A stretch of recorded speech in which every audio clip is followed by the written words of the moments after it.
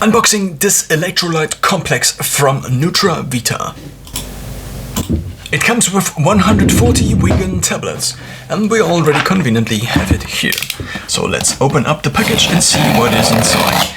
It won't be that exciting since it just is supplements, but it also is kind of exciting because for the last years I had issues with my electrolyte balance, specifically because I introduced intermittent fasting and OMAD, so 1 meal a day for a certain period of time into my life, and I also try to be somewhat ketogenic or low carbish. So I'm switching in between low carb and ketogenic, and sometimes I do cycle in carbs as recommended by Thomas DeLauer, one of the, you could say, leading fitness gurus on the internet.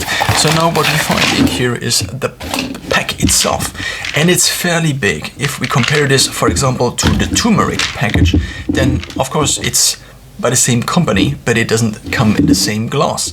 It's not even a glass, it's just a plastic bottle, which in terms of environmental friendliness is not ideal, but I also didn't find specifically a company that sells them in glasses. So here is in short the problem with the ketogenic diet and your normal electrolyte balance. If you ate throughout your life, let's say 3 times a day, I even ate like 5 times a day, and additionally I drank a lot of apple cider. Not apple cider, but actually, yeah, well, it was apple cider. Or maybe it's not called apple cider, but just apple juice, which also has sugar. So, like, if you take sugar in your body, and even more complex form of sugars than called carbohydrates maybe, then they need to be stored with water. So therefore, if you then burn these glycogens, you simultaneously release water in the body. Now, if you do the same thing, but you just, instead of burning glycogen, you burn fat, you don't get the water. So you basically need, simplified, 2 different things, sodium and potassium. And maybe if you are listening to many of these health podcasts or have been watching a few of these videos, a company that again and again comes up is Element, but they are just fairly expensive. They cost about $30 a month, which is fairly expensive, I would say. So for years now I didn't have a solution for sodium and potassium. What I tried in the past is just salting my water. This seemed to alleviate at least some of it, some of the potential downsides of getting the keto flu, some of the potential downsides of being on a ketogenic diet and intermittent fasting, which are the keto flu, or the risk of getting keto flu whenever your body is too stressed out. Now, it's not specifically when your body is too stressed out, it's just in my experience it aligned with my body probably being on the side of needing more recovery. So whenever I train for a few days very intensely, and I also maybe do restrict my calories slightly, I do notice that the risk, me being prone basically to the keto flu, which is basically then the symptom of your electrolyte balance not being proper anymore. And since your signaling in your body, so signaling in your body is made up of electrical signals. And so you have basically different nerve cells, and these communicate with these different minerals with each other. So in between the synapses, in between these nerve cells, you might have sodium and potassium that is released and basically transmits the signal in between 2 things that actually aren't connected. So if you think about the synapse, then there might be sodium or potassium that is released and then actually gets to the other part, and there is the synaptic gap in between, I think it is called like that. And so these ions actually transfer basically the signal and kind of act as the electric current, to a certain extent at least, within your body. Now, if this is out of whack, if this is out of balance, then you might not be able to properly signal different things to your body anymore. And often I found myself, for example, whenever I was in such a phase, that I just stood around for 5 minutes, I couldn't make any decision, and apart from this, another side effect is also getting very severe headaches, at least that happened to me, and in the last months actually, I got sick from the keto flu, actually then for a whole day, or my stomach also then hurt, maybe it was also something else in combination with something else, but whenever I'm very strained, and need recovery, and I simultaneously restrict my calories, and then on a ketogenic diet without the carbs being able to basically So the carbs, if you ingest carbs, they act as a signal for the cells to open up. So if you ingest carbs, then this releases insulin more compared to protein and fat.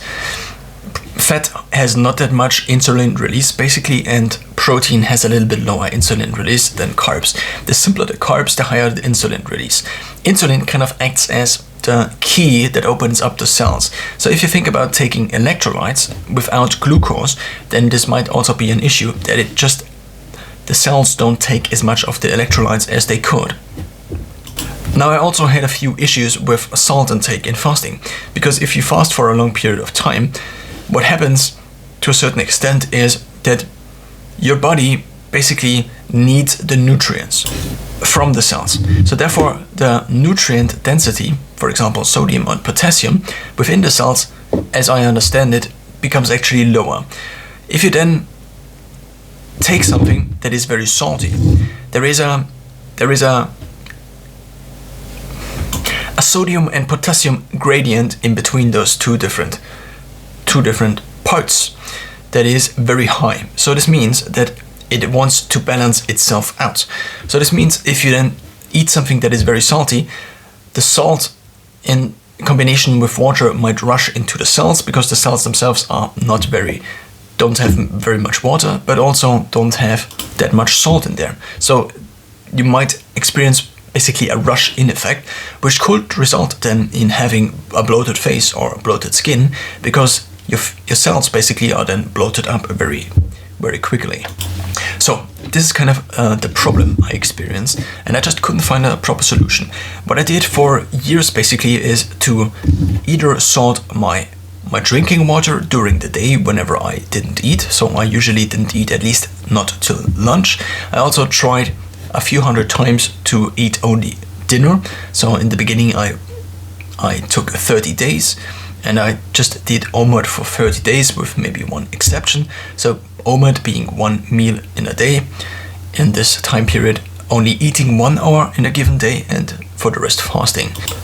Another possible solution I also tried out is basically just taking a little bit of vegetable broth all day long. The problem is vegetable broth needs to be kind of boiled or cooked in order to fully taste like something. Otherwise it just tastes like powder with also water. So if you don't want to constantly cook this, and of course this is also a time issue, and also you want to have this ready, but at the same time it only lasts for 2 or 3 days, even in the fridge, so the finished vegetable broth, then you have the problem of constantly having to manage this vegetable broth. And also, compared to water, you just have to rinse out the glasses after you use something like this, because water obviously is just water. So therefore you can rinse out the glass and then you can reuse it, whereas with this you have to wash the glasses and containers every single time. So if you think about going out and going into a library, for example, where you often can only take water with you into the library, then you cannot just very easily take something like this. You could take salt though. So I looked up Element multiple times, and this is what is endorsed by Andrew Huberman, for example. Element is also a sponsor of Thomas DeLauer and also of Lex Friedman, as far as I know. If you take, for example, their pricing, then Element, for example, just this listing here, sells for $39 for basically 30 daily portions. Element has 1000 milligrams of sodium, 60 milligrams of magnesium, and 200 milligrams of potassium. The main two ingredients you want are actually sodium and potassium. Now, the main reason taking salt to a certain extent also works, because salt is obviously natrium, or not natrium, natrium, which is also an English word, but it's not used that often. It's actually sodium. To be more precise, normal salt you would ingest is sodium chloride, or in other words, natrium chloride. So taking salt only gives you half of the equation in terms of the electrolytes, because what you are missing out is potassium. Now, you can get potassium a little bit through vegetables, for example, which I also tried in the past, to just eat a little bit more vegetables. But then you have to eat again, and what you actually just need is to properly restore your electrolyte imbalance. And when I, for example, before Christmas, was again sick for an entire week, and I had headaches where I couldn't sleep, I couldn't do anything else, I just asked myself, is it really worth the ketogenic diet, and so on and so forth? Because if I couldn't fix my electrolyte imbalance that resulted out of the ketogenic diet, and I tried many different things, maybe not so many different things as it seems. So finally I figured I could search something up on Amazon. I previously already did, I think, but I just didn't find something. But now I did, and it was this electrolyte complex. Is this the solution for all my problems? Probably not, but at least for my electrolyte complex problems, possibly.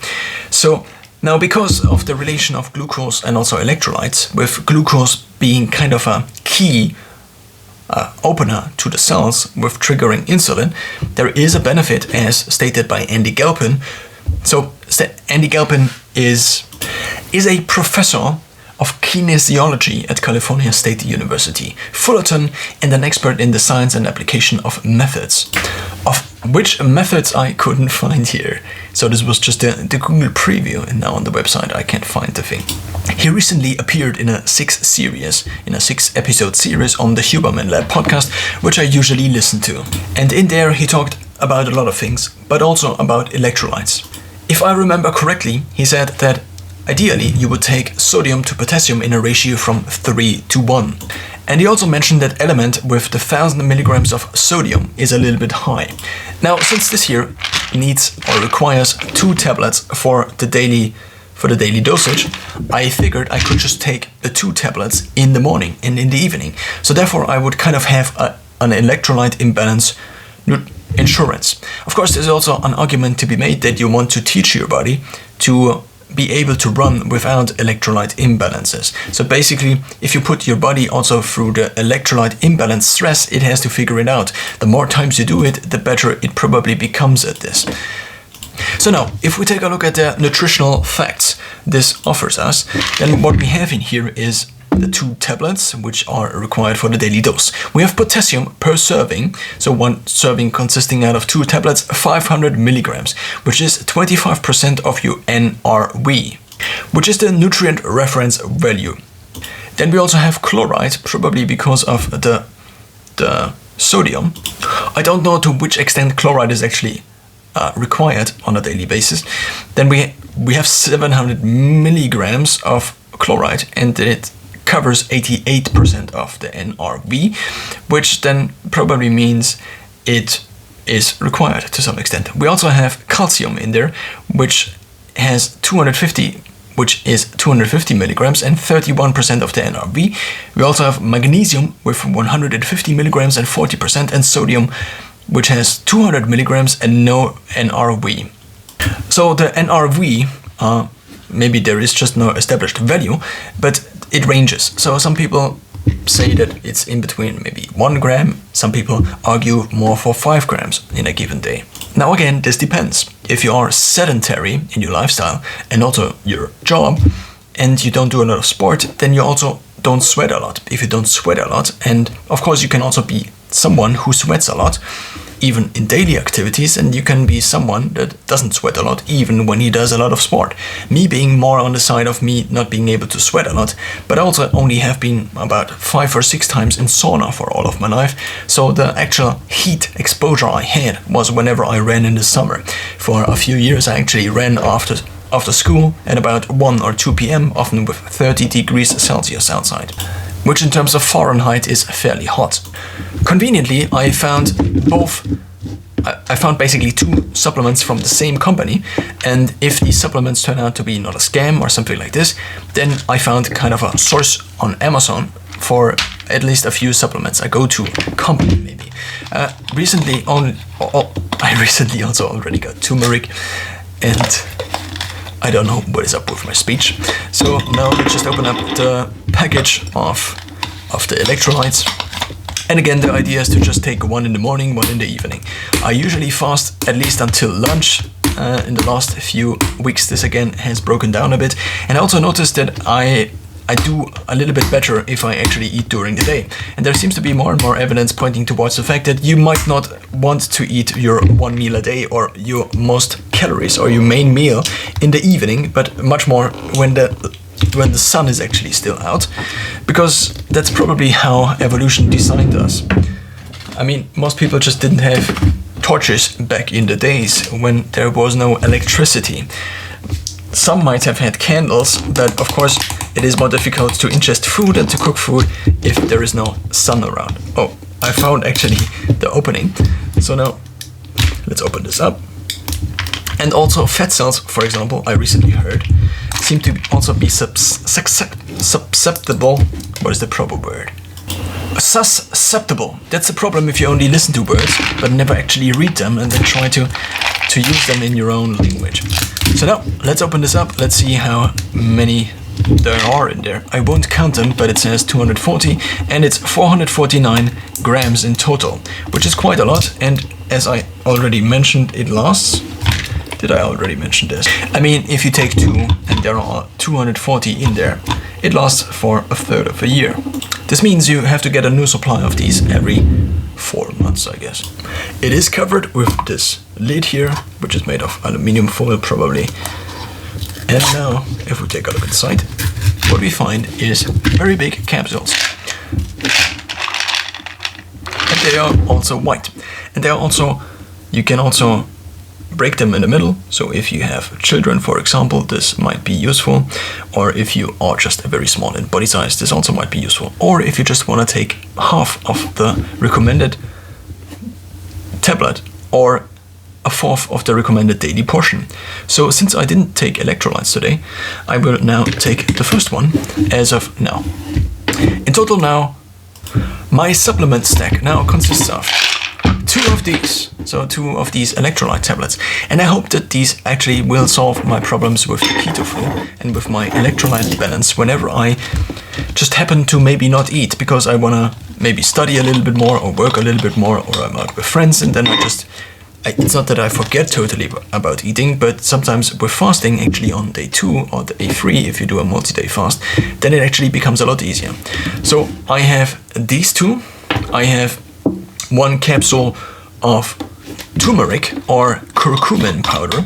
I currently also take 1 gram of creatine. It has been kind of just an experiment, but it turned into just a very useful supplement. It obviously could be totally placebo and totally anecdotal, and maybe there is no correlation at all or no causation at all, but it's just random correlation.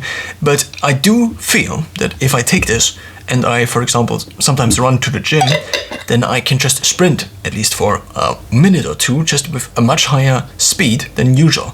And also at the gym, maybe there could be some effect that I actually notice it more. The main effect I notice is that there seems to be a slight stimulant effect. I cannot pin this down exactly to this. Maybe my sleep habit improved as of recently. Maybe it's because there is more light outside again, because it's not winter anymore, and therefore there's more light exposure, therefore I'm more alert because of the light. But the main effect of creatine seems to be, at least on me, that I have noticed, is that I just get a little bit more pumped in my muscles, even without pumping up my muscles. And this could be an aesthetic effect only.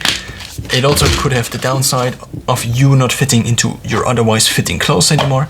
So now let's take a look at what I also take. I take 1 of these daily, mostly for the minerals, and this means I can get rid of these, because I also take these. This also contains vitamins, but I also do take a vitamin tablet. Actually, not this one. This is the old one. I still probably will take them, but I take this one, also found on Amazon. It's actually vegan, but I'm not vegan anymore, and I'm also not vegetarian anymore. I never was truly vegan, only for a few days at a time. So now I also take omega-3 fatty acids, 2 grams of EPA, and this is now probably most of it. I mean, I cannot put this into a capsule, and I will get, if this is out, basically if I have not any more powder of this any longer because it's used up, then I will also take the creatine in capsule form. I already found capsules on Amazon that have 1.25, so 1.25 grams, which is fairly nice, because then I can either take 1/4 of the dose that is usually recommended, 5 grams daily. Currently I only take 1 gram, and The next stage would maybe be 2.5 grams, maybe also spread out in the morning and in the evening, and maybe I up it to 5 grams. People like Andrew Huberman already told on the internet at least that they used to take like 20 grams of creatine back in the days in the youth. Not people like, but actually I'm referencing Andrew Huberman specifically. This means my total supplement stack is now, I don't know how much it costs, but it is now this, and this is what it looks like.